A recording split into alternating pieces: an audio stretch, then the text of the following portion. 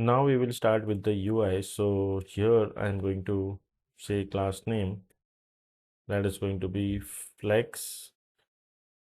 First, let's give the padding, that is going to be 5 flex call.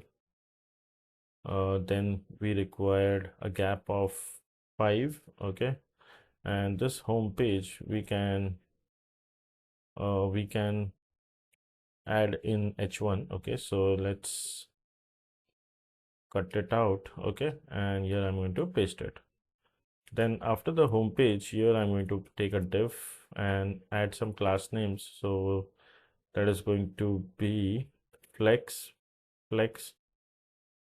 call gap of 2, close this, and inside here I'm going to say h1,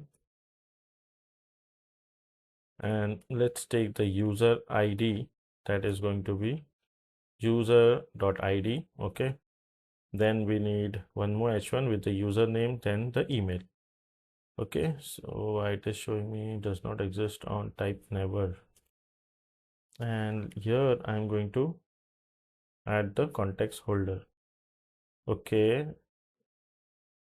Okay, one thing we need to do after the home page, here I'm going to take the loading.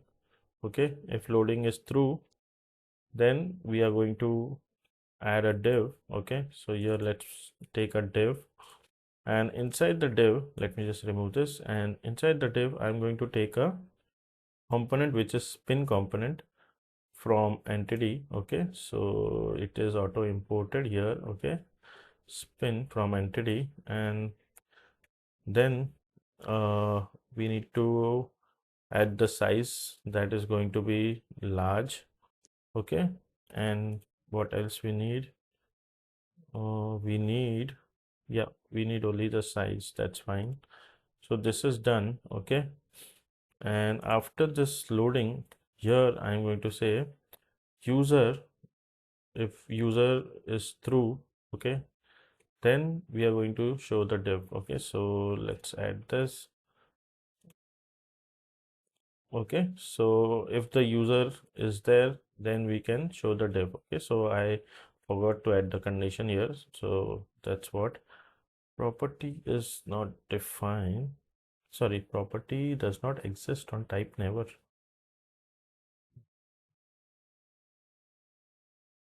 That user, I think here,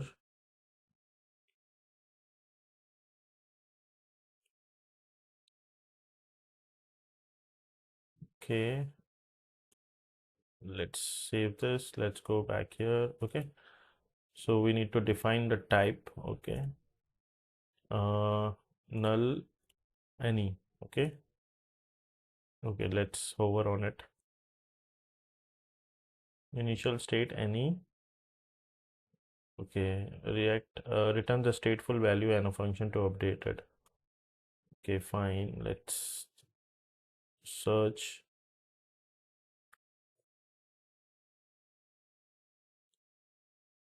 It's not a valid TypeScript or JSX syntax on its own. However, it resembles a TypeScript type annotation where the union type null pipe any means a value can either be null or of any type. Okay, either the value can be null or of type any. Okay, so that's what we required here. Okay, otherwise it will give an error here. Save this and let's go back and check in the browser if we are getting the values or not on the home page. Okay, so I think it stopped. Okay, so let me just say npm run dev.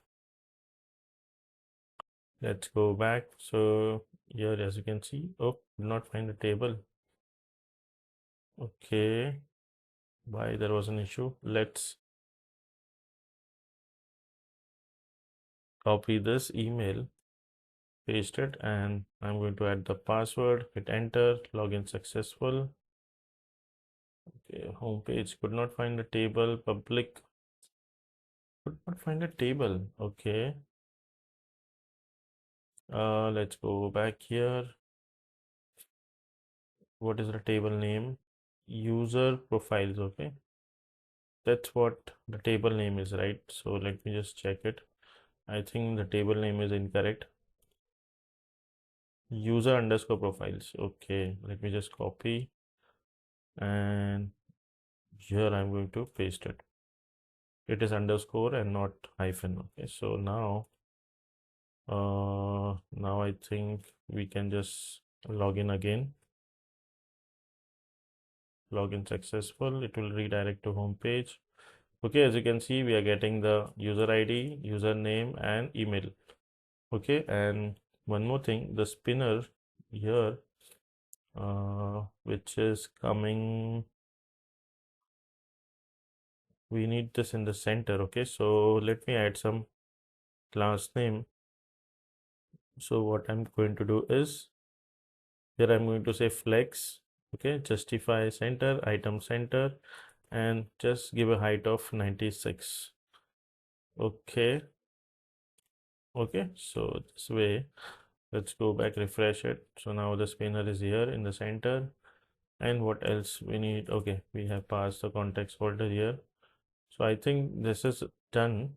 Okay, we are able to show the data on the home page. Okay, later we can just create a private component and we can show it the details there that we will see.